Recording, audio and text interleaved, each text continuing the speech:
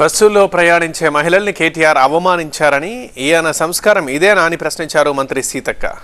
ఆమెకు సమాధానం ఇచ్చారు మాజీ మంత్రి సబితా ఇంద్రారెడ్డి.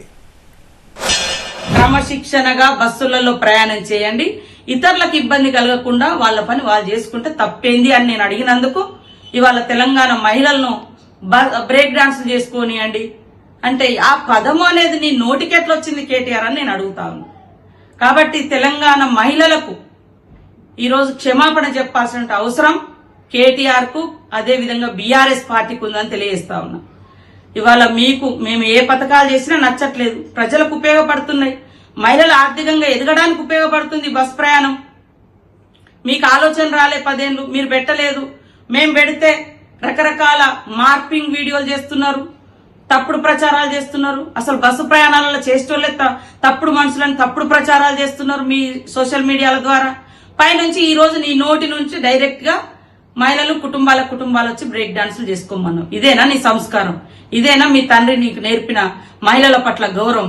మీ ఇంట్లో కూడా ఆడపడుచుంది కదా, మీ ఆడపడుచులు అందరు బ్రేక్ డాన్సులే చేస్తారా బస్సులు ఎక్కినప్పుడు? ఇట్లాంటి మాటలు తగవు. వెంటనే బేషరతుగా కేటీఆర్ నువ్వు తెలంగాణ మహిళా లోకానికి క్షమాపణ చెప్పాలని హెచ్చరిక చేస్తా. ఈరోజు కేటీఆర్ గారు మాట్లాడింది చాలా అవమానకరంగా, చాలా బాధపడుతూ ఉన్నారు. కానీ మొన్న అసెంబ్లీలో ఏం జరిగింది? అసెంబ్లీలో నిండు సభలో మేము మహిళలం కాదా?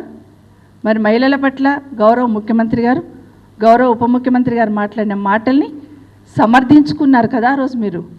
మరి ఆ రోజు మేము ఏం కోరుకున్నాం? ఎవరైనా ఫ్లోలో తప్పుగా మాట్లాడుతుంటారు, కనీసం స్పందించండి ముఖ్యమంత్రి గారు, స్పందించండి ఉప ముఖ్యమంత్రి గారు అని అడిగాం. కానీ ఏం చేశారు? కనీసం మాట్లాడకపోగా నెక్స్ట్ డే మేము 4:30 గంటలు మహిళలో నిల్చున్నా కూడా మాకు మాట్లాడే అవకాశం ఇవ్వకుండా మళ్ళీ అవాకులు చవాకులు పేరే ప్రయత్నం చేస్తున్నారు.